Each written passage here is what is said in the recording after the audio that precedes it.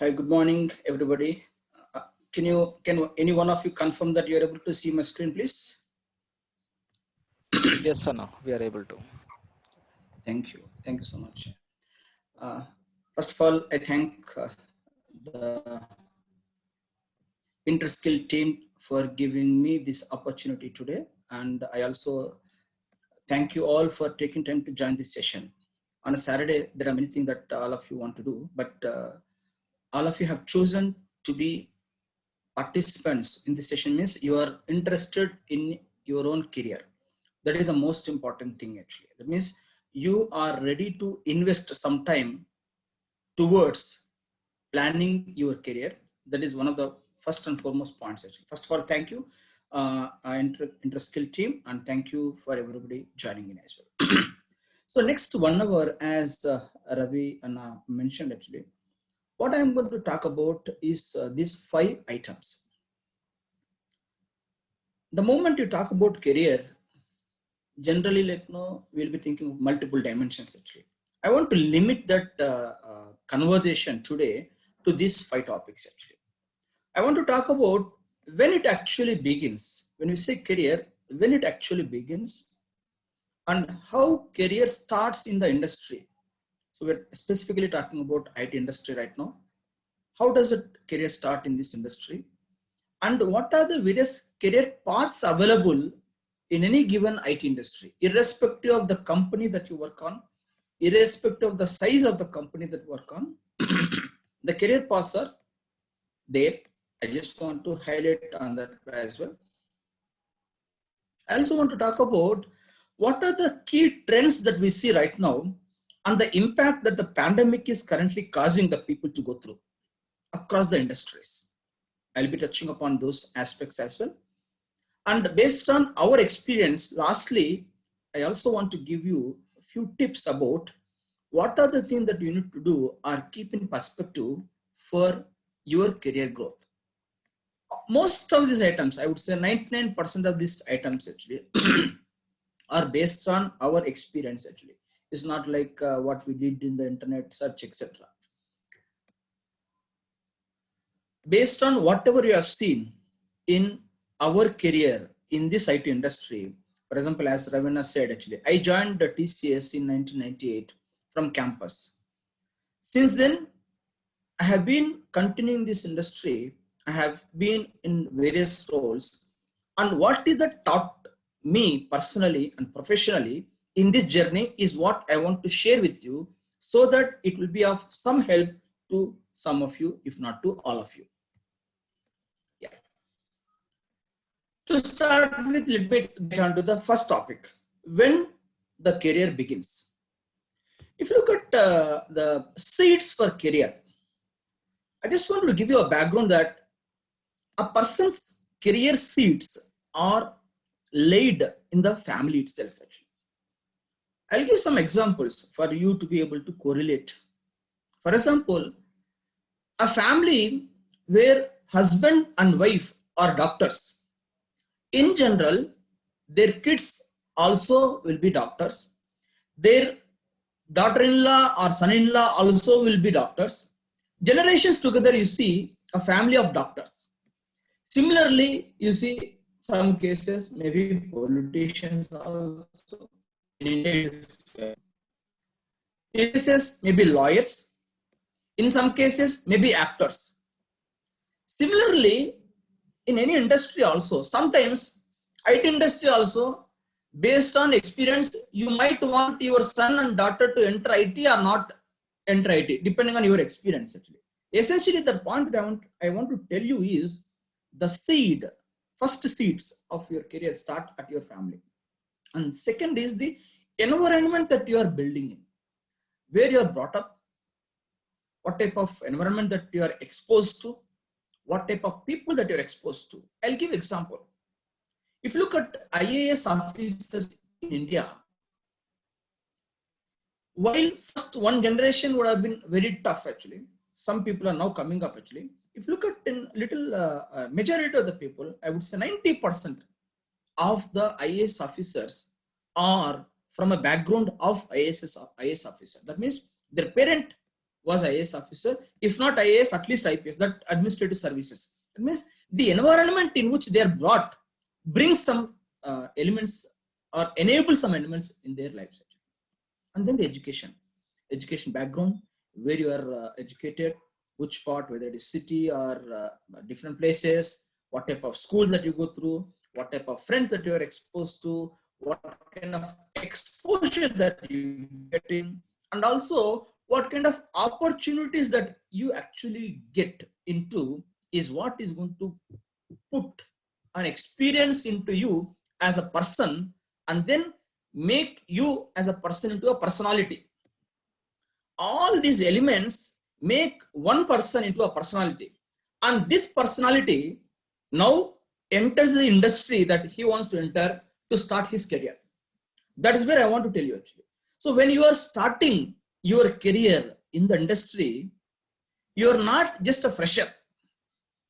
You and anybody who is joining the company afresh from the college, you have to think that you are a personality who have gone through close to 16 to 20 years of educational experience and 20 plus years of different kind of experience, and that personality is now trying to start his career in the industry. That you need to keep in mind. Generally, whenever we see some freshers joining the company, they behave as if they don't know anything. Yes, they may not know anything from the job perspective, but they have that experience. 20 plus years of experience of what life has taught them, what the environment has taught them, what the people around them have taught them, and what they themselves have learned in the 20 plus years of experience. This thought that I want to give to any of you, even if you are seniors, you can pass it on to juniors that you interact. If you are a junior fresher, you remember this aspect whenever you are dealing with anything. So now, with this personality, with lots of hope and aspiration, he or she looks out for jobs. At the same time, there are organizations with a lot of expectations and a lot of business goals. They also look for people. Essentially, person or personality or an individual is having an aspiration to get into a job, whereas organization also has an aspiration to meet their business goals and are looking for people who can help them in meeting their goals.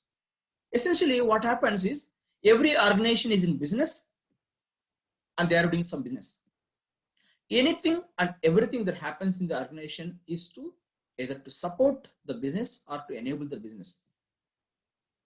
And most important thing that any person who is joining any company has to remember is organizations are recruiting people to meet their business needs or objectives. The reason why I am making this statement is organization is choosing the set of all the people available in the market, in their vicinity, or whoever comes for interviews to see how this person is going to meet my business objective. That is what organization is looking for. But if you look at our people, or professionals, so-called experienced people, or even freshers also, they have their aspirations to be met in the organization. First, I want this, I want that, I want this. There are some people, I sleep Java, I eat Java, I want Java. It's not going to work out. Organization is looking for people who are going to meet their business objectives. So first of all, you better understand what is the business that the customer is doing, or a person who is trying to recruit is trying to do. You try to understand their goals. The moment companies select you, especially for freshers, I will like to tell people, as I mentioned, the students or professionals who are BTechs, MTechs, or MCA, etc. They have varied levels of experience, varied levels of knowledge, varied levels of exposure. But what the companies do, they conduct something called initial learning program. They call initial learning program in one company. They might call something else. They send it to maybe Mangalore, or they send it to maybe Trivandrum. They send it to some place to give that initial learning to or initial training to all the people who join their company. What happens? Everybody who is at different levels are brought into one normal stage, one normalized knowledge level, which is required for the organization. You may be thinking, I'm a super duper guy, I'm a university first, I'm a college topper, I'm a university topper. Okay, excellent, thank you, wonderful. You keep it with you. I want what I want for my company is what the organizations are going to do. So if you look at a company, whether you are a topper in your college, whether you are from IIT or whether you are from MIT, doesn't matter. The moment they join the company, they have to go through this training, and once the training is over, all of you are at one level. That means starting point is the same for all of you as a fresher. You remember that. Many people have a background. Okay, I am having the background. I did not learn computer in my previous experience. I don't know how I'm going to do. Many things will come. Let me give my example itself actually. I touched and I saw computer. I'm from a village background. I saw computer for the first time after I joined my MCA in 1995. So when I joined MCA, our computer professional teacher said, "Hey, don't touch this computer. Touch it, it will come in. So you have to handle it. It's not like typing board. So this is keyboard. That means that is the kind of feeling that they have. Even I also had a feeling that probably I have not seen the laptop. I have not seen the computer, etc. Now, what companies do, they remove all these barriers of background. They remove all these barriers of experience. They remove all the barriers of educational experience or A plus category, B plus category, B class college, all those things, they remove it and then level them. So they put them to one starting point. After that, you are a trainee or you are a fresher in the company. Then everyone will be at the same level, and they do random grouping. They don't know about whether it is Uday or Wilson or Ravi or Sudhir, nothing. One number, 100 people are there. They will not see 100 people from IIT Bombay, maybe 50 people from Hyderabad, let us say Mahatma Gandhi, NGIT. No, 100 people who finish their training. That means everybody is at one level. Now they'll just group them randomly. Numbers, heads, like a sheep is counted, like that they'll come. That's head count they call. They randomly group and then they conduct specific training. Maybe technical, they'll say, okay, this first 10 people technical, next 10 people functional, next 10 people BPS, next 10 people something like that. They just group it. You should be flexible as a fresher. If you think, I have done so and so in my college, I did so and so paper in my college, these people are not even considering me, they will not consider here. They have took into their organization to meet their organizational goals. You better align to them, or you are in a wrong organization. Remember that. The reason why I am bringing this point is I have come across many people, even as a fresher, they say, background is so and so. I have done MTech in so and so. I did these things, but what they are giving me training is not related. Then why are you in this company? If you want to be in this company, better align your thoughts towards meeting the organizational goals. That is what it is. And then they choose the project and they choose the location. And then within the project or program, there will be project level trainings also. This is the quick context about how a fresher goes through that. And those who miss the campus and join through off campus, the learning cycle will be different. I tell you, this is a tough game for these people.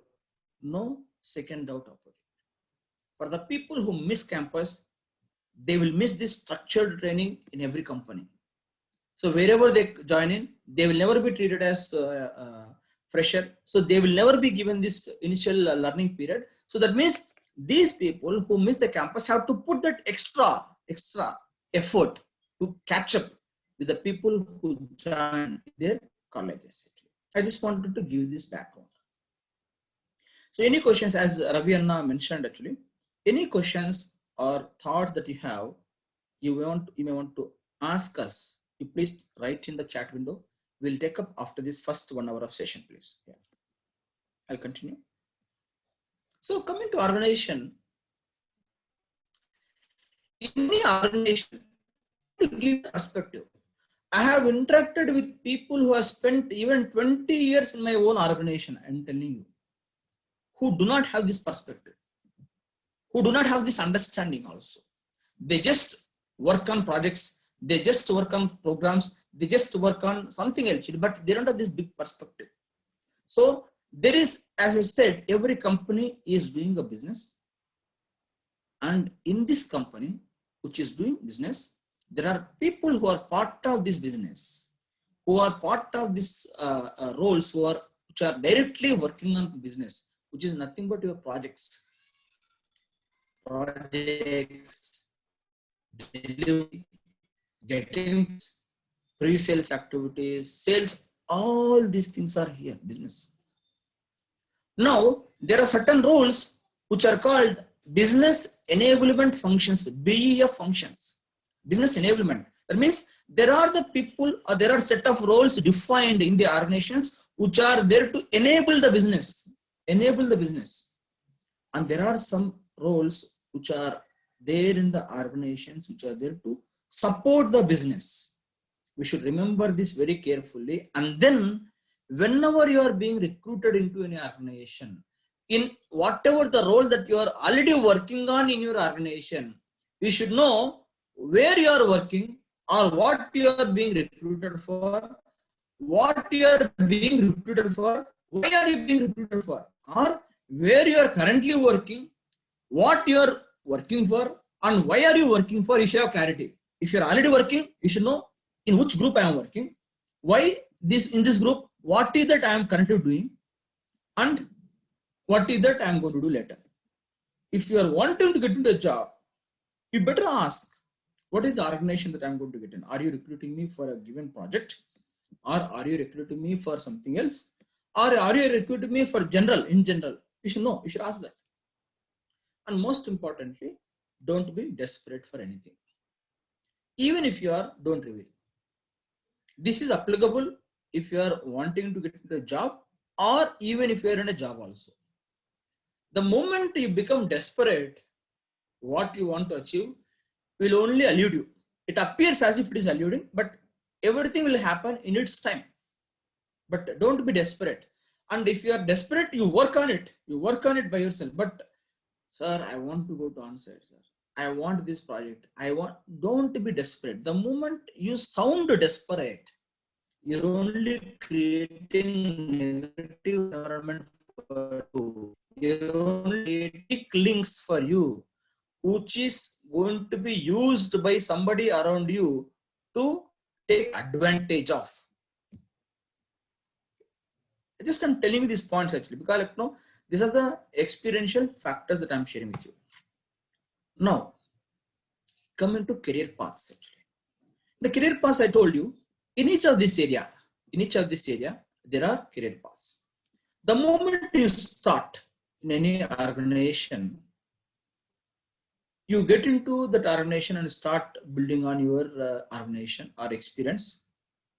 After some time, these are the various roles that you get into. Delivery. Most of the people start with delivery. And then we get into some functional roles. Then we get into some technical roles. Then we get into some sales roles. And in parallel, there are support roles also. So you are starting as a fresher or as a person who's starting your career afresh. You spend some time.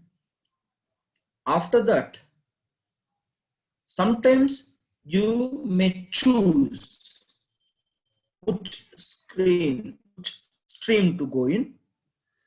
If you don't choose, somebody else will choose for you. That means you may not have option. in this period, which is very key period, you should identify what are your interests and skills as early as you can. This is most important. Most of our people's problem is the moment they get into project, they forget about everything. They forget about even eating also, because they want to work. Very good, dedicated people, but they miss the point of their career. Remember, whatever the project that you are working on, you should understand the bigger perspective about three elements: business enabling function, support, and business. And within that three groups, these are the 5 streams which are there. In which stream that I am going to build my career, you should know that. If you don't know, it's a problem, because fresher is there, he is coming this way, and later heads also will be coming there. They'll be getting into any of these roles, even they'll get into support roles also. So what I'll do probably next few minutes, I'll talk about in each of these areas. I'll give what are the kind of career growth opportunities which are possible. For example, if you look at delivery as an organization, you start with the team member. Okay, you go to team leader, you become project leader, you become project manager, maybe account manager, delivery head for a given program, or for a given project, or for a given account, and then you increase your ladder, and probably you'll become a delivery head for a location, delivery head for a country, delivery head for a region, delivery head probably for a geography, and organizational delivery head itself you might become. So this is the structure.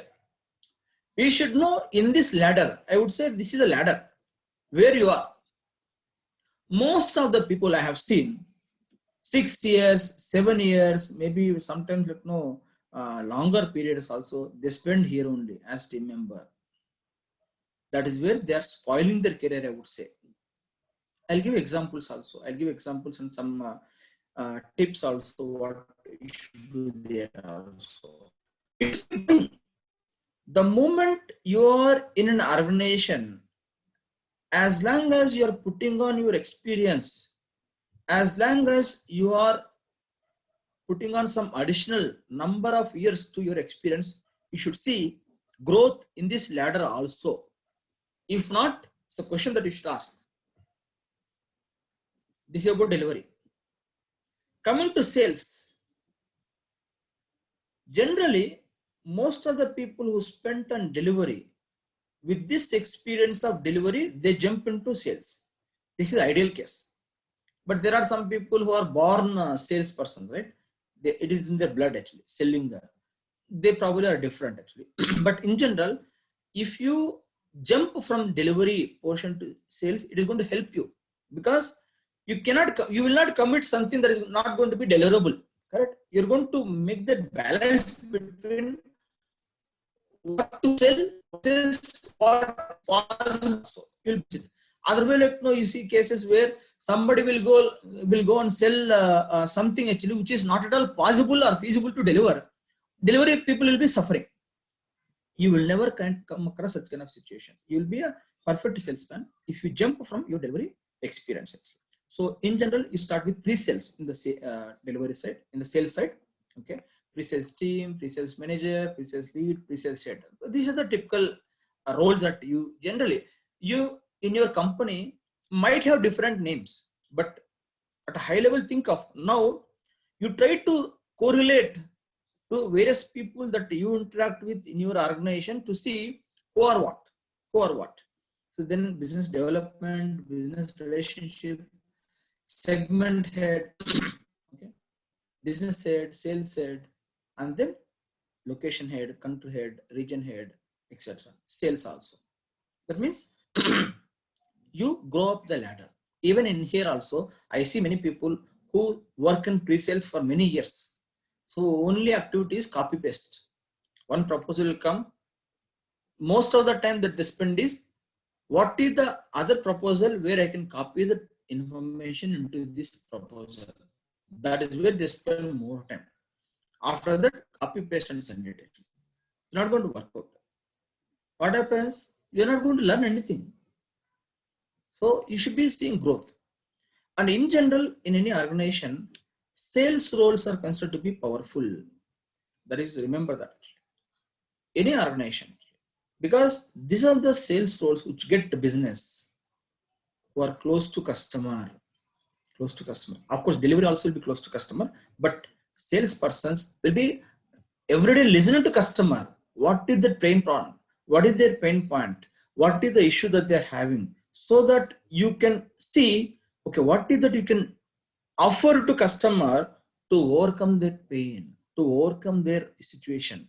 Like that, you should be constantly listening. So sales roles are considered to be powerful if possible, if you have experience, if you feel you can do justice to these roles, try to get into these roles. But pressure will be tremendous also. You should be ready also.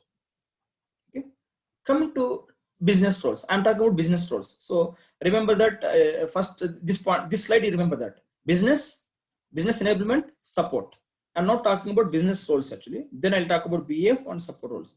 First, business I spoke about, delivery and sales. Now in the business itself, there are two more roles, the functional roles and technical roles.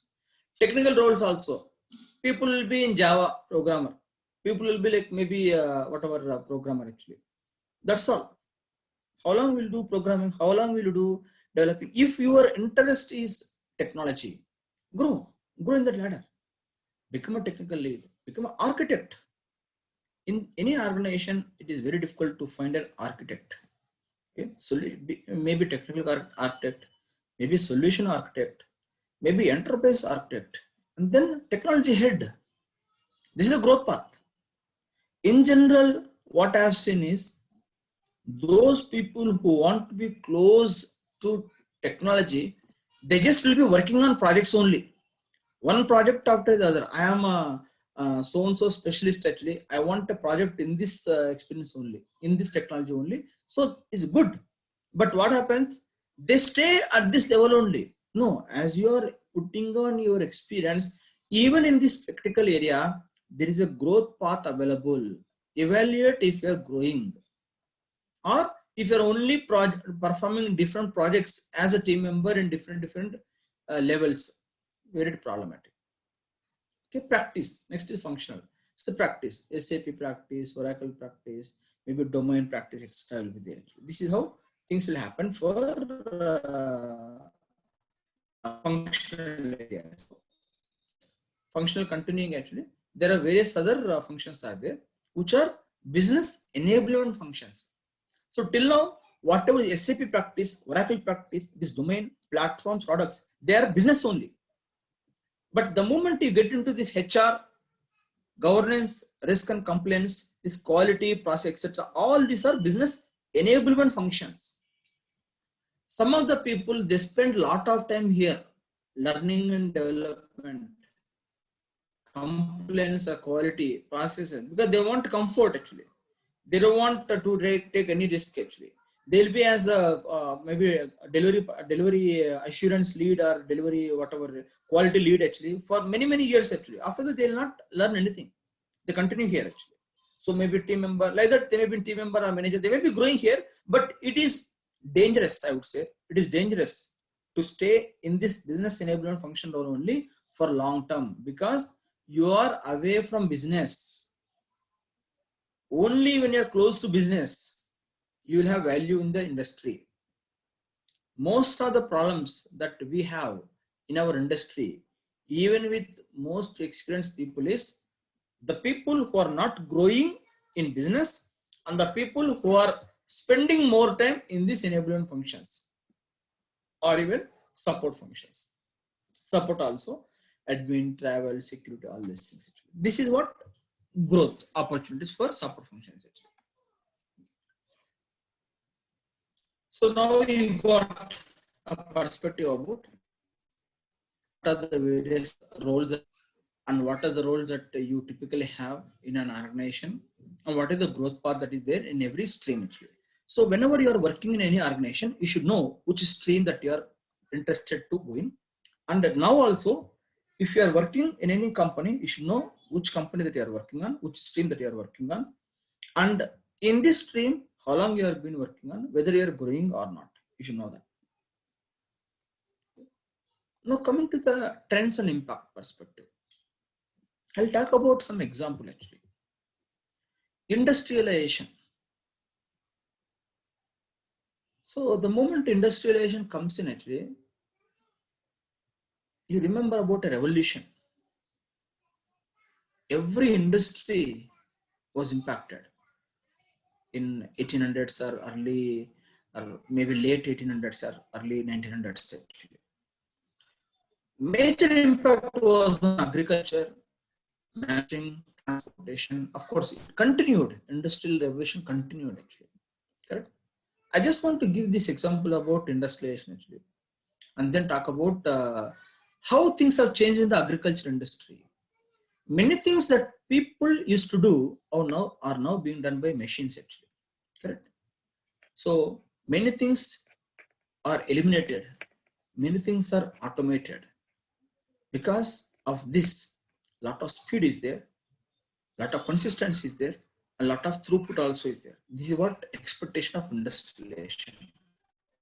Similarly, this industrialization is hitting IT also.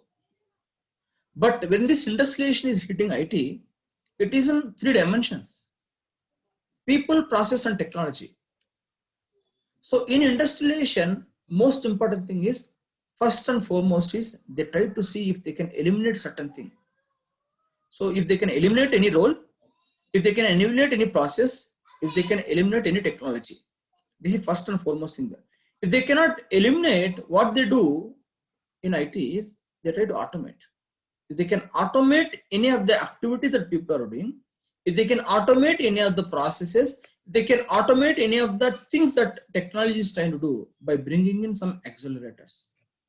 If they cannot even automate, they try to come out and then talk about if there is anything that they can do to shift left. Shift left means you don't need to engage an expert SME to do this job. You don't need to have this process at all. Probably you can make sure that BPS person can himself do that. For example, I'll give example. If you're trying to log into your Airtel account or etc. earlier, you can do many things. You cannot do many things actually. Now, to reach and to speak to a customer representative takes a lot of time because many of them, they are shift left to the end user. That means, okay, if you want to know your bill, if you want to know pending, if you want to change your data, everything you can do by yourself. That means the amount of work that is required for an SME to do has come down. And help desk also has been automated. The organizations are moving towards zero touch operations, zero help desk team. That is the kind of model that people are going through. So industrialization is impacting the IT industry a lot. This is what all of us should know. So in any dimension, wherever you are working on, in the role that you are working on, in the activity that you are working on, in any project that you are working on, look at these things by yourself also. Then you will be perceived as a person who is adding value. You yourself will be learning a lot. Evaluate if there is something that you can eliminate. Evaluate if there is something that you can automate. Evaluate if something that can be done, which you don't need to do, somebody else can do. Maybe backend person can do, or help desk person can do, or you can do something to probably this issue itself will not come in at all. You can do that. This is what industrialization. But while this industrialization is going on, because of this effect, because of the change in the trends that we see in the industry, there are many IT careers are fading away. Correct? I want to talk about it. If any of you are getting to these roles or you are in these roles, it's time for you to probably buckle up and then do some soul search and then try to improve. If you're a system administrator or database administrator or network administrator, you or in a role which is probably going to be at risk, if not now, in a long term. Of course, it's not going to fade away completely. There is going to be a reduction in the number of requirement. You should scale up. The reason why I say, no, earlier probably there used to be a data center. In the data center, there used to be 50 people who are database administrators, probably who are 10 system administrator, maybe another 5 network administrators. Because data center was there, physical data center was there, which is very hard to maintain. Now, physical data centers are going away. Cloud is coming in. How these administrator activities are managed on cloud, you should know. You should scale up. If you are a system admin or any other admin, typically you can do on a database or anything actually. You should know how it is done on maybe AWS or Azure or maybe Google, etc. You should know. You should know and learn how your activities can be done in cloud. That means you don't need to have so many number of people, because the moment you are going to migrate from data center to on cloud, many things are automatically taken care. The company which you are migrating to itself is going to do multiple things actually. The technology itself is going to enable multiple things. You don't need to have so many people. So you, if you are thinking like, no, I'm an administrator, I don't have any problem at all with my job. I just wanted to tell you that look out to learn new things actually. There are people who are project managers actually. This is also another risky job. Project managers, after working for some time actually, they become forward managers. That means team member sends one email, they send it to somebody. Customer sends email, they send it to some, only forward. This side and that side, this side, that side. After some time, they'll become redundant. In general, itself they become redundant. But now, because of Agile and DevOps, many of the project management activities have turned into a team activity. That means team itself is prioritizing. Team itself is deciding what are the issues. Team itself in a agile manner identifying what is that I should take it up. You don't need a project manager to tell me what to do. You don't need to project manager to prioritize what I'm doing. No, everything is done in the stand-up meetings. Everything is done as part of what you pick. You pick up a job. I don't need somebody else to pick up, tell you what you need to pick up. So you decide, okay, I'm expert in this area. These are the issues that are there. I pick up this actually. I prioritize this and get it done. So project managers are going to fade away. You have to become product owner or product business owner or a scrum master. You should do that. That means you should learn some business aspects of it and then start moving in the direction of product owner or business owner. Quality assurance engineers. Our people, most of the people, most very comfortably, they are sitting here as engineers, testing engineers. Correct? It's very dangerous statement, very dangerous here actually. Many people are doing testing actually, manual testing that too. For years, I know many people. That means you're in comfort zone. I tell you, organizations, once upon a time, they had assurance practice. There are some companies, even in my own company, they have closed it. There is no assurance practice. Because Agile and DevOps advancement has resulted in integrated cycle of testing. Everybody is doing testing. So you don't need to, for example, you know, I code, I leave, somebody else will do testing. No, you are supposed to deliver the product first time right. That is the expectation actually. So if you are a quality engineer, maybe if you are in the same project or if you're on the same tool, even if not manual testing, some people, you know, Selenium, that's all, or HP load runner, that's all. Maybe 5 years, 3 years, don't be like that. Now this is the time for you to change something. Maybe you should learn your career, pursue your career in maybe RPA, or try to talk about learn about some bot creation or automation of common tasks, etc. You better learn. You have to learn. And some people are there back-end or front-end engineers. When I say back-end, like, no, I'm only design. I'm a front-end designer, screen design, UI specialist. Some people are, I'm a back-end application specialist, or I'm a back-end database guy. No. All those things have gone away. Now industry is more and more going to expect full stack engineers. They should know from a front end to the back end to the middleware to the interface to integration to actually how it is implemented, how it is architected, everything you should be able to tell. If you know the moment you talk about how your front end is going to be integrated, no integration, another person is there. How you are going to interact with your database, no, somebody else is there. No, it's not going to work out. You should know. You may be expert on something, but you should also know this bigger perspective. How this entire architecture, technical architecture is working out operationally in the execution, you should be able to tell. So you have to learn all these things. Actually. If you're a developer, continuing on some technologies, learn some, because ultimately, as I told you, you are an engineer, or you may be some graduate. You may have some different experience also. You have some math skills. As long as you have some mathematical skills, you can learn. Leverage those mathematical skills to create your analytical skills or to improve your programming skills and to learn maybe JavaScript or maybe .NET and maybe Python, maybe various other things actually. So programming side, those who are in programming side, those who are in a little lower experience level actually, who want to be in the programming side, learn these technologies actually. Okay? Don't just stuck up with only one area of your career actually. These are the jobs which are fading away. Flourishing IT careers.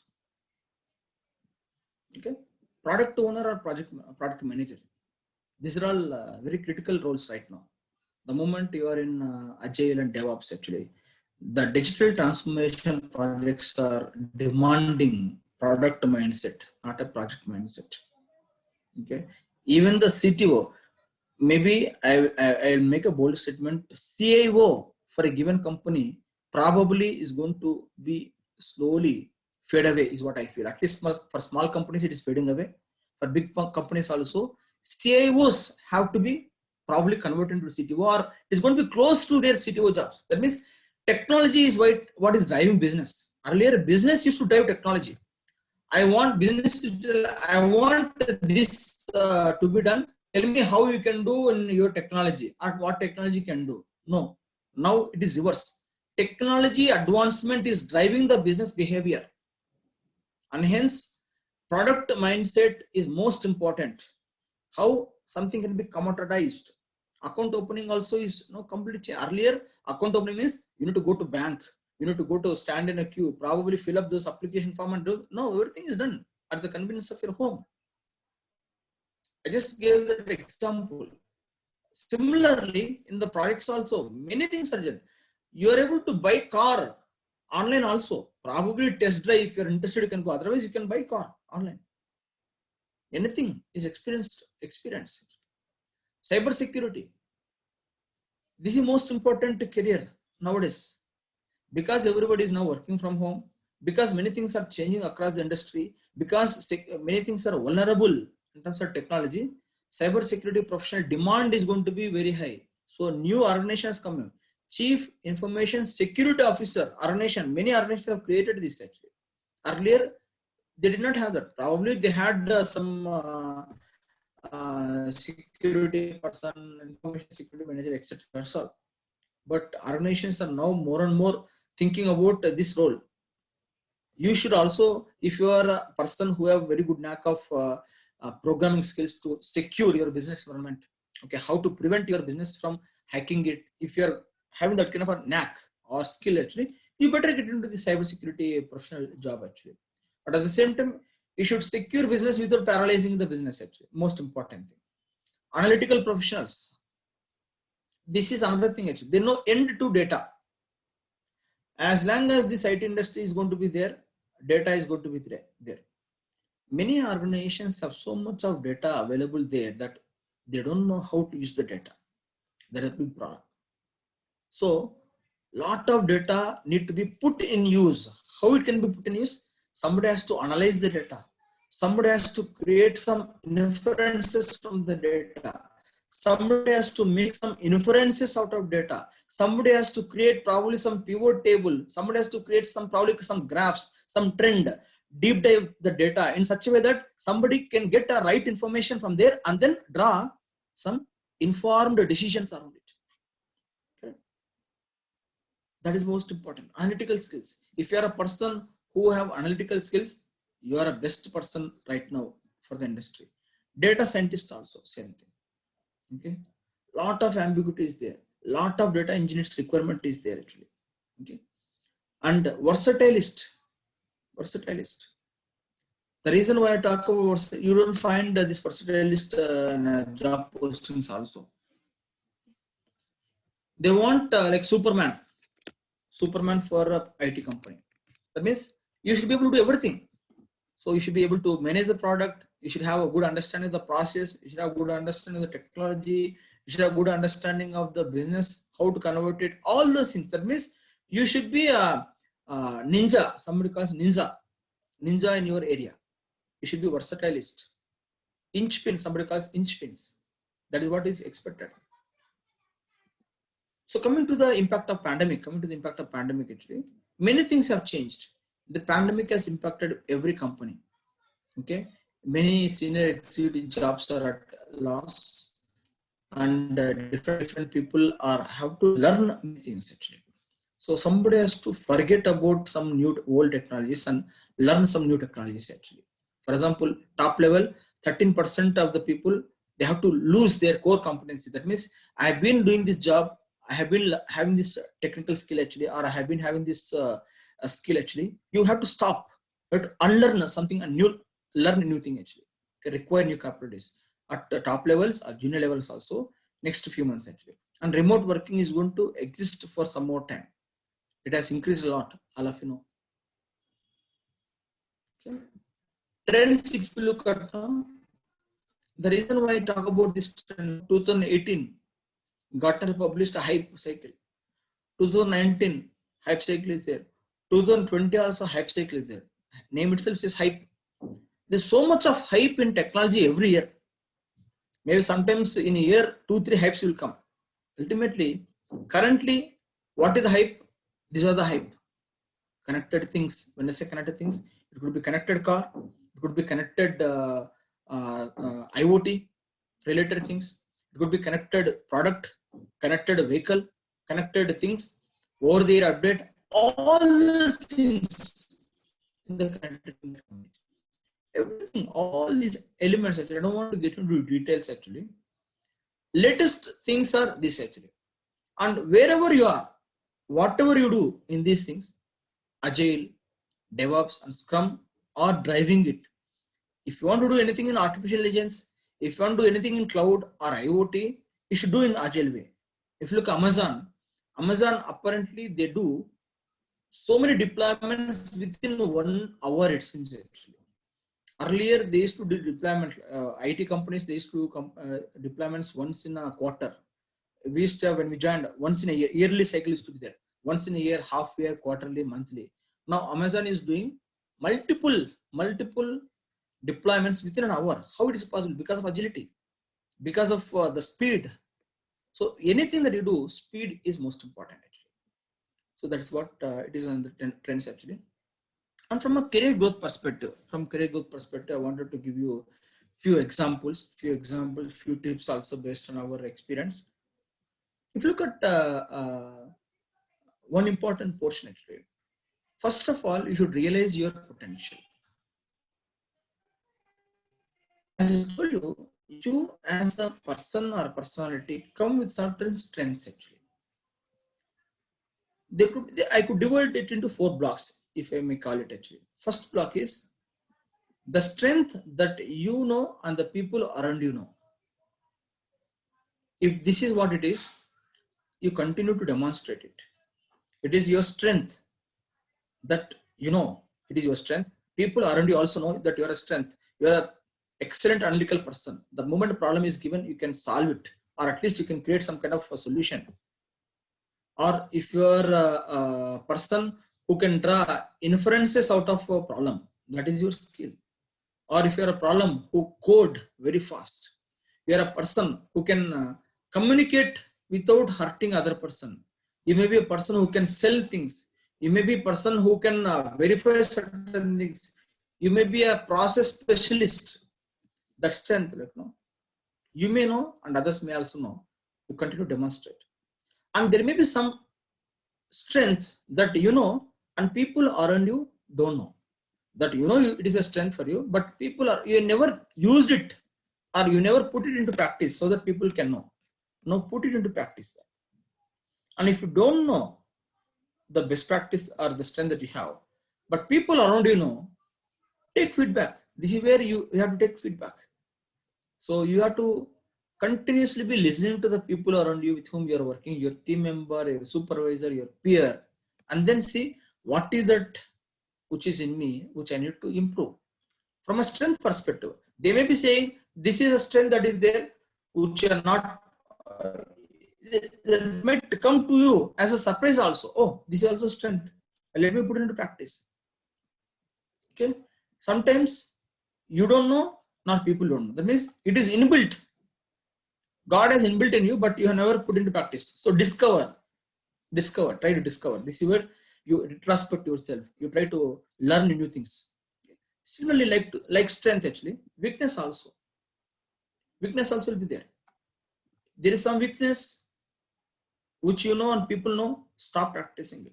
Don't say like, no, brother, no, I am like this from childhood. I cannot change. No, don't be like that. If it is a weakness, which you think is a weakness, which others also think is a weakness, stop practicing it. Maybe your weakness is to work 24/7. That may be weakness.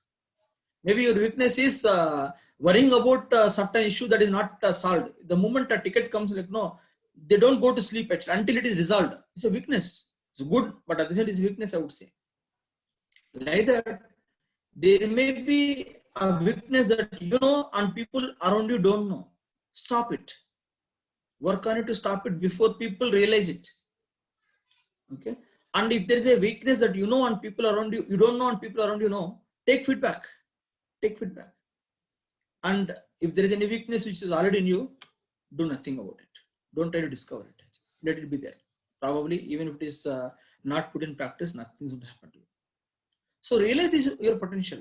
The reason why I'm spending some time on these things, in any company, only 25% of it is your technical skills, which is going to make you grow up the ladder. Remaining 75% is about your attitude, your behavioral, your aptitude, all the other elements make you stay in the company and also grow in the company. That matters a lot.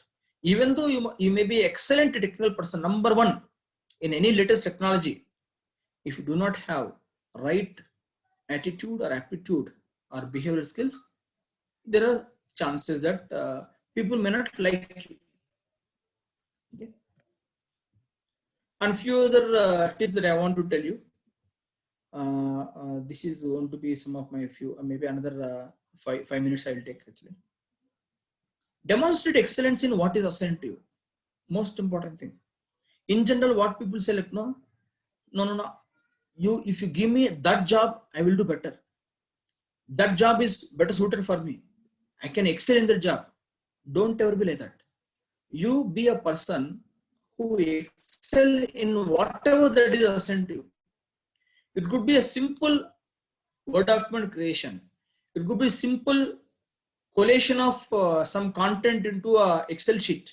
It could be simple, maybe talking to people and doing some meeting also.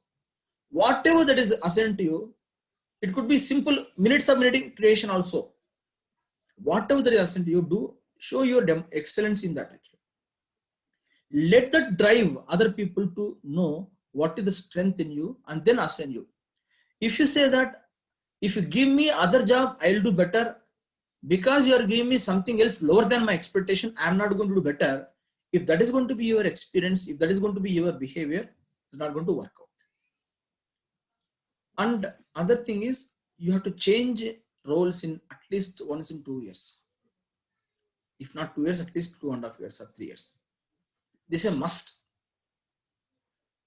Only those people, I'm telling you, only those people who change these roles in 2 to 3 years grow up the ladder in any organization. Actually, any organization, you look at, mark the people actually in your company, they will be changing the roles. If not, some people they even change roles in 1 year.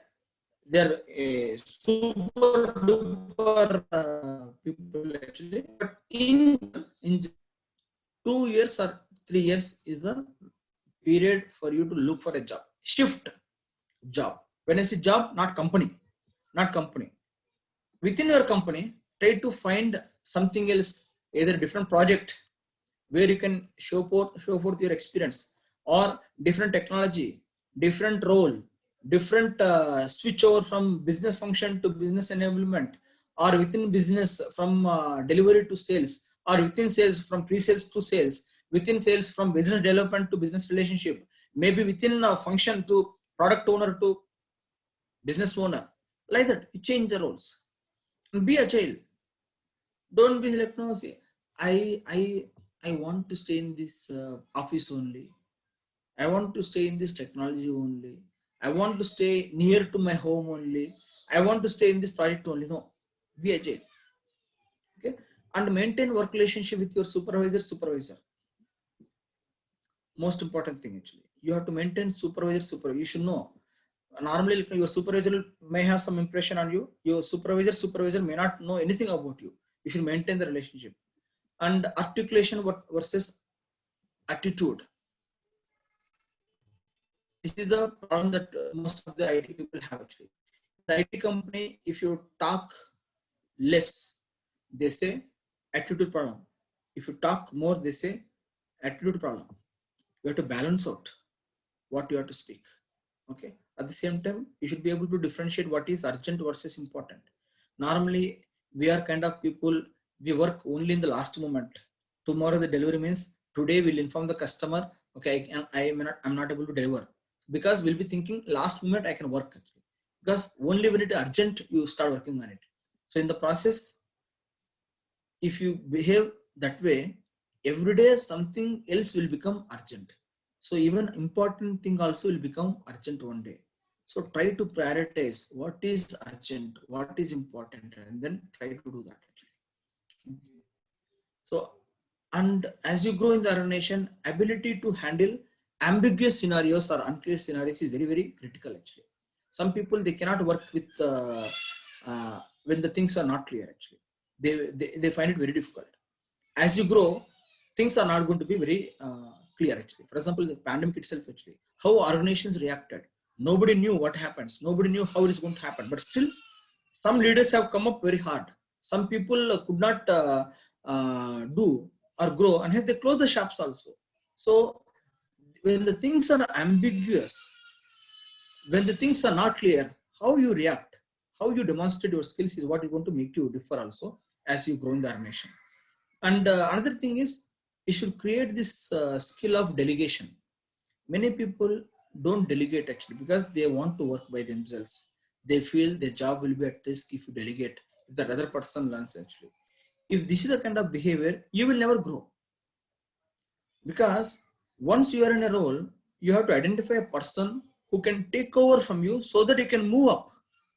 So only when there is a backup for you, you can grow up. Otherwise, if there is no backup that your supervisor sees, he will never allow you to grow also. Same is the case with anybody. Anybody. You should be continuously grooming somebody in your organization, in your team member, in your team, so that you can grow. For you to grow, you should have backup. Next is, you should be strong in few areas. At the same time, have breadth of knowledge. That means earlier there used to be problem, right? Jack of all, master of none. That's not going to work out. You should be jack of all, master of some things, few things actually. Just a second. Yeah. Okay. And you should have larger perspective. You should develop a larger perspective. And you should look out for industry trends. What is happening in the industry? What is happening in the market? What is that industry is looking for? All those things you should be continuously on top of it also. And what is that industry expectation? What is the market expectation? For your experience also you should know. If you're a 6-year-old person, what is the expectation of the market? What is that expectation that market is having from 6-year-old IT professional or 10-year-old IT professional? You should know that. Otherwise, after 10 years, your job will be completely out of the subject for the industry. Okay? And you should learn to say no also. At the same time, there's no substitute for hard work. And of all these things, this is one aspect that I want to tell actually. If you can't avoid, just enjoy the work. This is most important. You have to start enjoying the work that you are doing. Don't start cribbing about this is not there, that is not there, etc. Enjoy the work that you are assigned to. Despite doing all these things, despite following all these things, there are certain things that you should not do also. Okay? Don't be desperate.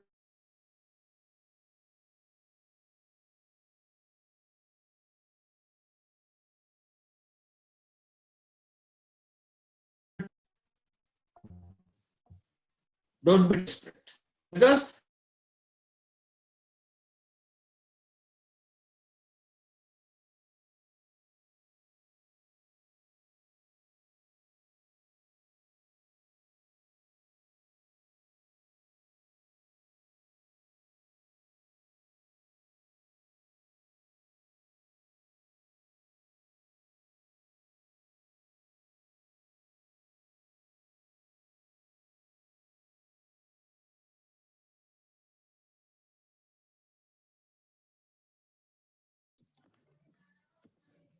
are you able to see me now? Yes, brother. Please go ahead. Don't be desperate. And don't shift jobs just for the sake of salary hike alone. Very dangerous. And don't be complaining here. This is a negative feeling that most of the people have actually. And many people don't want to take risk. That is also dangerous. You should be risk taking and don't get into comfort zone. Very dangerous things. Having said all these things, there are some scenarios that we came across. Many scenarios that we came across where people who are not selected in campus, people who are trying to join back after a break, people who have taken education pause, people who are experienced through unexpected loss of job. Very difficult to handle these scenarios for these people actually. But there's no one way to solve this problem actually. There are multiple ways this problem can be addressed. But what I want to tell you is just to give a thought how you can deal by yourself actually. You have to have a good understanding about what you want to become, especially in the long term. If you're a fresher, or if you're a person who is joining back, or if you are a person who has taken education pause and come back, or if you are a person who is who lost your job, you should have a good clarity about what you want to become in the long term. I told about multiple dimensions: sales, business enablement, delivery, functional, technical. Multiple dimensions are there. Latest jobs are there. Latest flourishing jobs I have given. Jobs which are at risk I have given. So in all these things, what you want to become, you should have a clarity. You should create that vision for you. Not only companies have vision for you, you should have vision for you also. Companies have vision for them, they run for that. You as a person also, as a professional career, you should have a vision for yourself. And then try to gain the wisdom, understanding, knowledge that is required to achieve that vision. Learning, that's what you are learning. And then sometimes around it. Where do you want to become? Some SMART goals. All of you know what is SMART goals. I tried to list down here. Put some timeline around it. And then speak and share it with your well-wishers. Don't share your vision with somebody who is going to put water on your vision actually. If you talk about this actually, you will never grow. Talk about what you want to become, talk about what you are doing, talk about what you are learning actually to the people who are willing to encourage you. And other thing is invest time and effort. Invest time and effort to achieve that. And believe in yourself. and take control of your career. You have to take control of yourself. Nobody, there are people I have seen in the professional career, they always try to find somebody else to blame. If I would have got my MCA admission in so-and-so college, I would have been there. Even after 10 years, they'll be, if I would have got so, I would have been different. They'll be talking about now also. If I would have got so-and-so project, I would have been at on-site. They'll be talking about now also. That means they live in the past. Or they try to blame somebody else for the current situation that they are in. Don't ever do that. You take responsibility for your career by yourself and then grow. Grow by putting these things into picture. Importance of collaboration. Probably in the interest of time, I'm going to skip this actually. Maybe when you share the presentation, you can go through that. You can search the internet and then do that. Okay. And most important thing is you be open to learn and change. If you look at this graph actually, there are many companies which are not existing. I put it purposely, intentionally. So people who don't learn and change, they disappear from industry. Same is true with the organizations also. Organizations which don't learn and change also disappear. It's not about individual, companies also. So learning and changing and growing is a key element of your success also. Okay. And at the end, I want to take any longer time, maybe 1 minute actually. Priorities in your life. Remember priorities in your life. Many of the people, they work a lot. They work a lot. And sometimes they find time, they find it very hard to take time for anything else actually. If they find some time, probably they spend some time with friends actually. Okay. If they don't have, if they still find some time, they try to give some time with their family. They still find some time, they get into their health aspect. And probably if this is still some time, talk about that. This is the typical order of any workaholic person or any person who is professional, IT professional. I have seen at least many people have there. That means you go to office in the morning and whole night you'll be working actually. That means this is the order that you are working. If you look at, this is the reverse order. This is reverse order actually. Actually, you have to reverse the order. You have to have God first actually. So some of you may not be believing God, but spiritual aspects are important for you. That is going to give you a lot of energy. That is going to give you wisdom. That is going to give you energy to deal with it. So people are talking about general knowledge, intellectual knowledge, etc. Right? IQ, etc. Now SQ is most important thing. Spiritual quotient is the most important thing. The people who are in sales roles, today they win 100 million deal. Tomorrow they might win 200 million deal actually. So today's high mood will be nullified. Unless you're spiritually strong, you cannot deal with that. The pressure. You cannot deal with that ups and downs. In the professional, it's all about mind. It's all about our pressure, that how you are able to handle it actually. So because of that, you have to have God first in your career. Then you take care of your health. Take care of your family. And then spend a good amount of time with your friends. And then work. Work is important. But at the same time, other things are also important actually. Essentially, what I want to tell you is, don't let life be part of your work. So essentially, we all have only work. If work allows, you take a leave. If work allows, you take a break. If work allows, you go and spend time with family. If work allows, you spend time with your friends. If work allows, you go for vacation. No. Life is beautiful. Take care of it.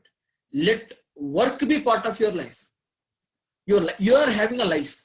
In that life, work is certain aspect. Maybe 8 hours or 10 hours or whatever, 12 hours. Work, that is portion of your work. As part of your life, you are having some work life. So don't be your life in the entire work. That is the most dangerous situation that many of our professional careers are there. So be careful, take care of yourself. Hope it was interesting for you. ultimately I want to end that, no, you have to continuously learn. If you are not sharpening your axe or edge of the axe, you have to put more strength to fine tune or to cut the wood actually. That means to do your job, you should be continuously learning. If you don't learn, you'll be undergoing tough time. Either somebody will take advantage of you, or situations will come in taking advantage of your maybe behavior in terms of what is happening because of you not learning. With that, I would like to end. And I thank you. Best and take care of yourself also. Thank you, Ma, Whitson and Ravenna. Thank you very much. So this is the time for Q&A. We'll give 5 minutes break to Mr. Wilson, and any questions that you have, you can put it in the chat window, and then we will take it up one-on-one related to your career, and I will be happy to answer. Sure. We'll take a 5 minutes break.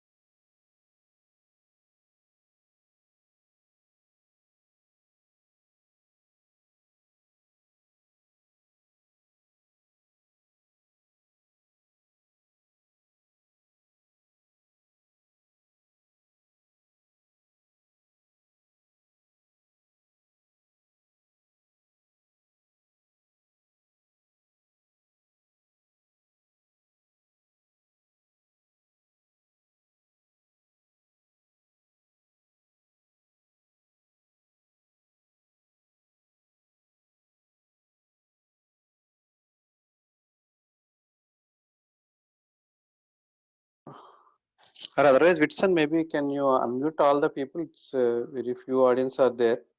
Hope it will not be much disturbing to the people if they ask questions on call also.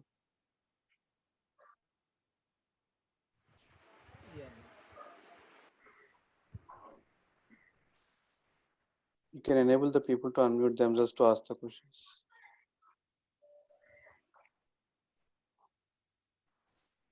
Yeah, people can try to unmute themselves and they can ask the questions directly.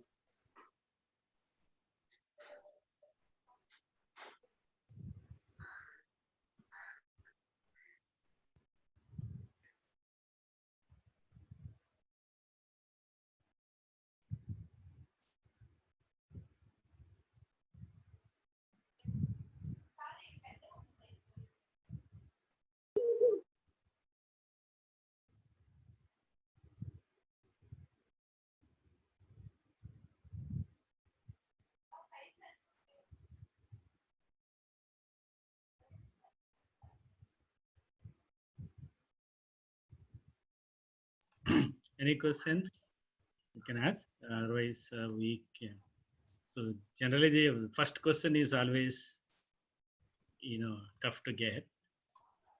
Yeah. So this is a small group. You can take advantage of this.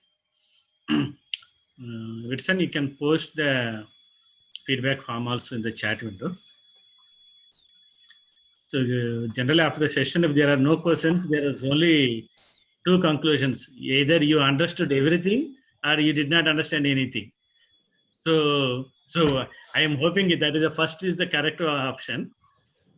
Otherwise, yeah, you're feel free to ask.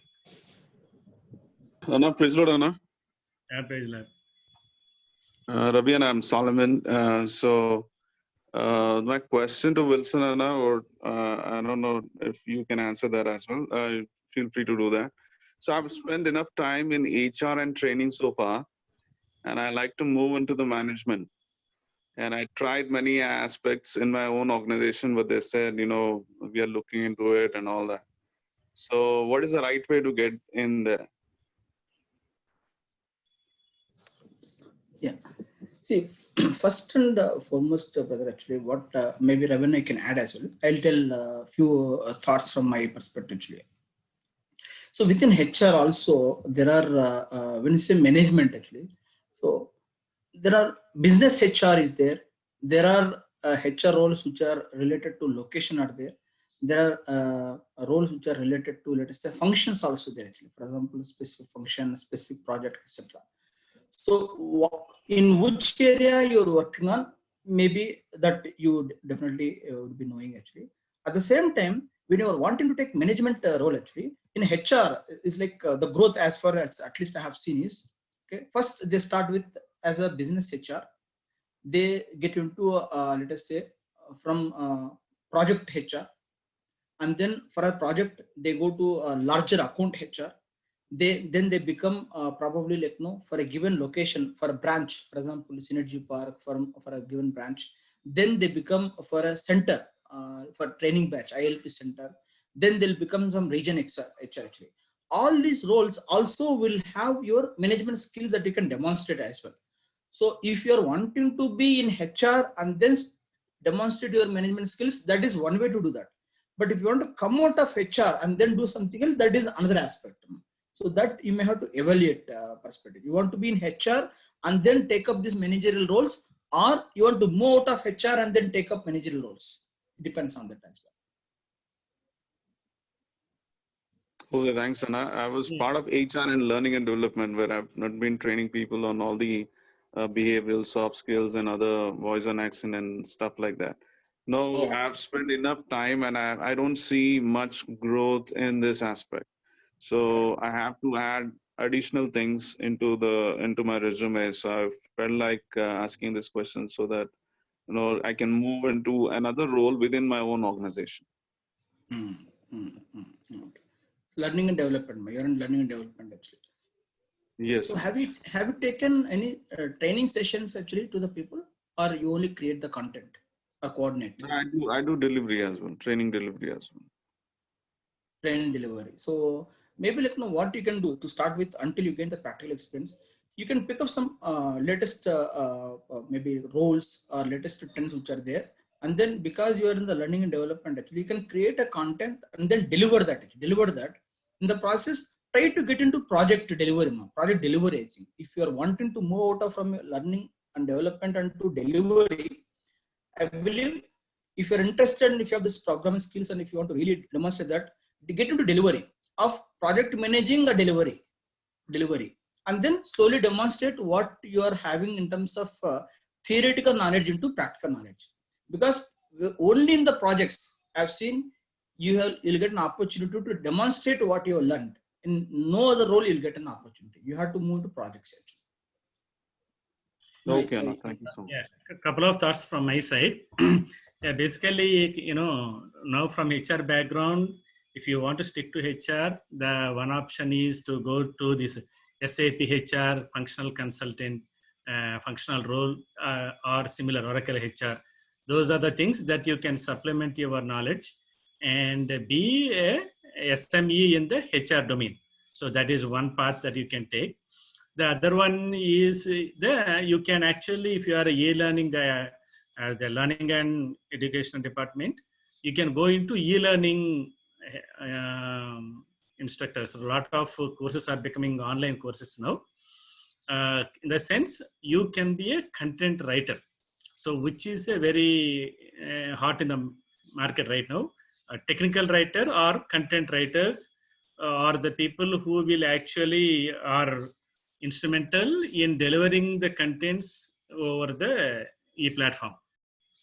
So, and there is a lot of need and demand for content writers, and there is a lot of need for technical writers. Technical writers are basically the product manuals, user manuals. Those kind of people are still a lot of product companies hire them. And the content writers, there's a lot of job. There's different type of contents about. You can create marketing material. You can create a websites content or social media content and all that. So if you have a good English, you have good HR background. So those are the probably the career paths that you can learn by yourself and experiment, and that will be really helpful, for your future. I prefer to go that way because that is more hands-on and you can survive a little longer there, rather than continuing in HR into HR manager or HR delivery head, because HR roles are becoming, very obsolete or very redundant these days.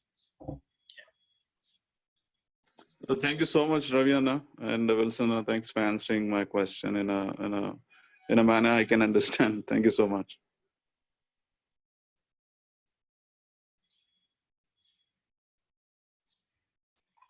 Okay, so there is one question. I have worked in SAP support role. I want to change my role. Could you please suggest which path? When you say SAP support role, can you little bit elaborate? Is this Chrysolite? You can speak or you can type in.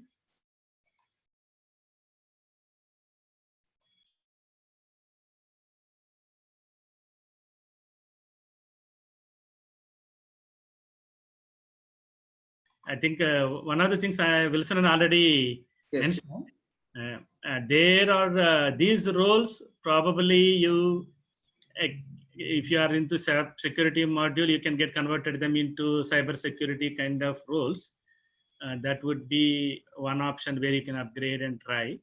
And all the any application or network or administration related things are going away. Either you should go into cloud computing or cloud administration kind of roles, or cyber security administration kind of roles. Anna, you can add on. Just correct. So one thing, when you mentioned SAP support, was it functional support or ABAP or basis or what it is actually? So, or SAP technical. So basically, no, if you are on a functional support actually, SAP HANA is what is going to happen. Currently in a traditional world actually, whatever SAP people are, they used to limit themselves to one module. I am a SAP PP guy. I am a SAP MM guy. I am a SAP maybe SD guy. Like that, the verticals were there. And nobody used to learn anything outside of that specific vertical within SAP. Now, SAP themselves are breaking those barriers and have come up with SAP HANA. So if you want to pursue and continue your career in SAP, you have to learn SAP HANA. That means cut across these modules and then create that understanding. That is one way. If you are a basis person, SAP basis person, as Raviana mentioned, that is where the security, SAP security, that is where it's going to come in actually. So you have to understand SAP security aspect actually. So SAP security perspective, they have now come up with GRC. SAP has come with GRC, Global Governance, Risk and Compliance actually. So you should learn, instead of SAP basis, you should now learn SAP GRC. If you are an ABAP, ABAP is your programming. ABAP is going to go actually.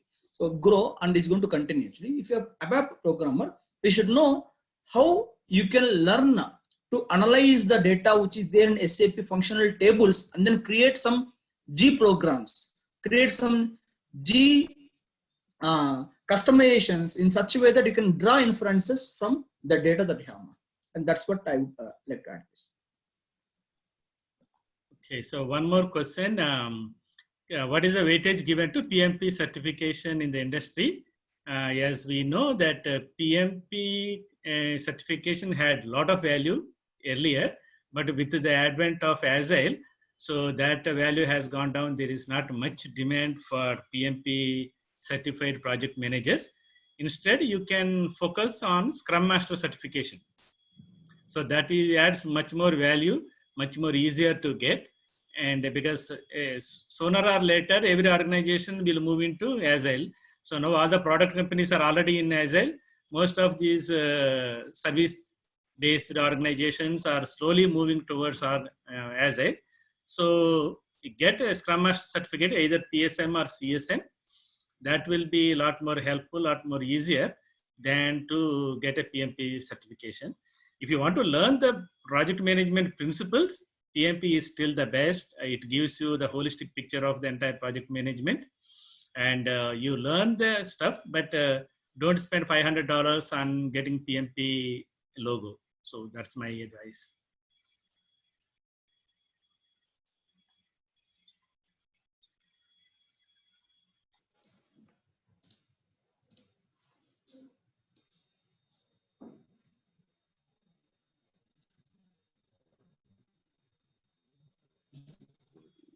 Yeah, any other questions before we wind up?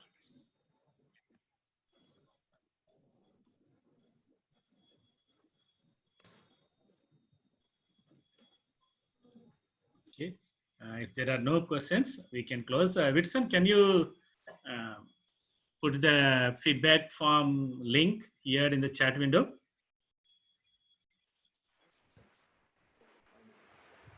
Okay.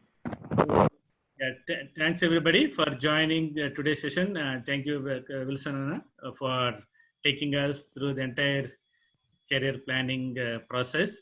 I hope this is very useful to many of our friends. So if you still need a one-on-one counseling or a guidance on the career, please send a mail to intercareteam@gmail.com, intercareteam@gmail.com. One of the senior people from our industry will get back to you and then can discuss and case on case basis exactly, you know, the situation that you are in and where we can help you. And Intercare not only takes care of the career guidance, it also takes care of emotional wellness and marital related counseling, and also your financial planning. To, as Wilson was saying, it's a personality we want to develop, not just a career. The whole personality involves your emotions, your family, your finance, and your career. So that is basically the goal of the Intercare initiative. So please take advantage of it. So upcoming, we have DevOps training next week, next Saturday. So we have been waiting for a good trainer, and then so next week we will have DevOps training. Please register yourself and forward the invite to your friends, and you know, take advantage of these trainings. So with that, thank you very much. Thank you, Wilson brother, and see you next Saturday. Thank you, Anna. Thank you all for your patient listening. All the very best. Thank you. Bye-bye.